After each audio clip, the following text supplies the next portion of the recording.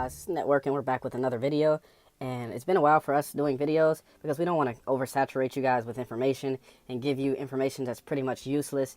We've been seeing a lot of YouTubers do stuff like that, and technically we're not even YouTubers, so we don't really worry about constantly putting out content unless the content is viable or useful for the people across our network. So that's the reason why we take a little break from YouTube at times, but we have a lot of new information to present, guys, so we're going to make videos when the information is relevant. We don't like to just take away your energy and just try to give you content day to day just based off of nothing. A lot of YouTubers do that, and we're not going to support that culture. So let's get into the video. Today we're talking about how to do CPN public records 2024 method. This is the network, and this is educational purposes only.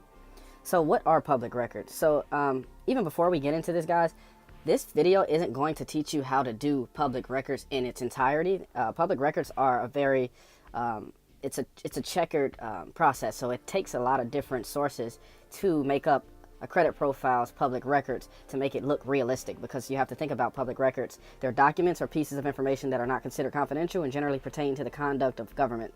So depending on the jurisdiction, examples of public records includes information pertaining to births, deaths, marriages, etc. So obviously that sounds like someone's life, so that would make the process a little bit more difficult to do in just one go. So a 10-minute video or a 5-minute video isn't going to explain everything that you need to do in this process to get you a full public record on your profile. But luckily you don't have to have a full life of birth, deaths, marriages, etc. on your profile for the profile to have some adequate public records. These records are used for an array of information collection purposes, and by default create a digital footprint from the person and the information that is extracted from that person.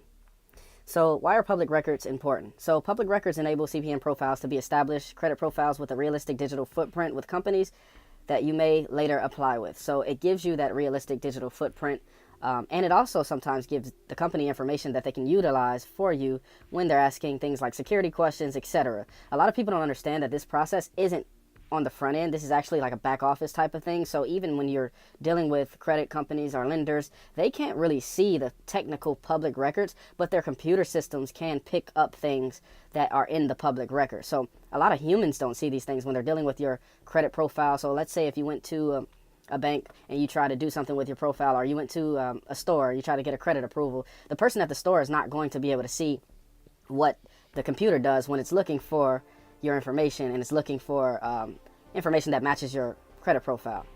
But there are a lot of different ways to go about this process. This method will teach you how to enter the public record via major credit lenders without affecting your profile score.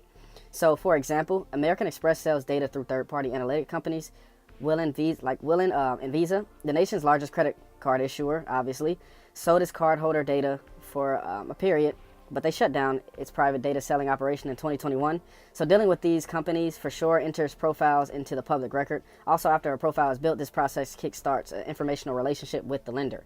So basically, American Express, they sell data. So the reason why we say that we're telling you that they sell data is because when they sell that data, that enters the data into the public record. So Visa is the same way. So when you deal with these companies, or you apply at these companies, they save that information and they use that information for uses in the future. That's why sometimes you get random calls on your phone and you don't know where these people got your number, and they're trying to sell you something or tell you about some tax credit or some random stuff. It's just a public record.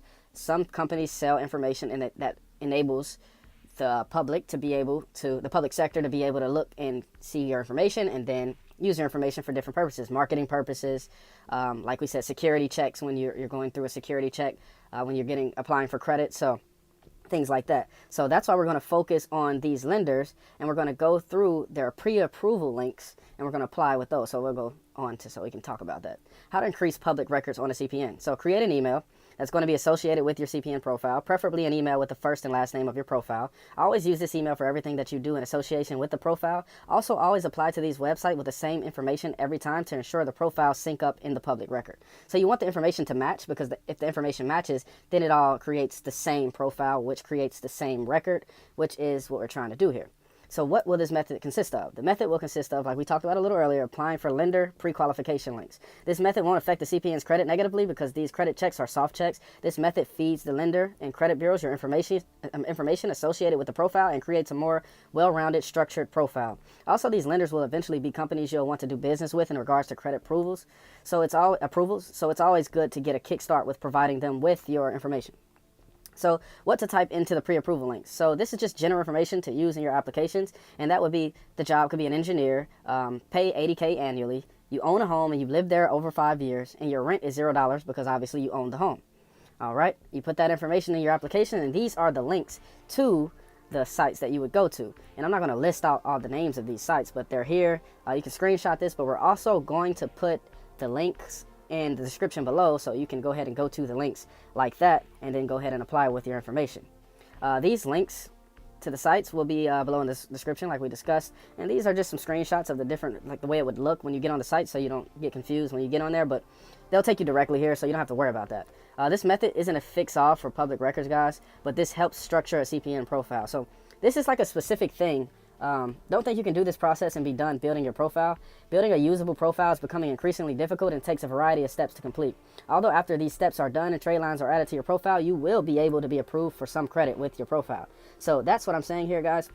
This is more so focusing on building those relationships with those lenders, with those credit card companies, and having your information inside of their systems, because they are the main people that you're going to be dealing with when you're trying to get approved for credit. So I would much rather focus on this than focus on things like getting reward accounts with Kroger or Walmart or all these different random grocery stores and stuff like that. Like, that stuff does help out, but it's so irrelevant to what you're doing with your profile that the information may never pull up when you actually need it to pull up the most, which might still send you to some type of security verification when you're applying with your CPN, because all of your public records are irrelevant to what you're actually using your profile for.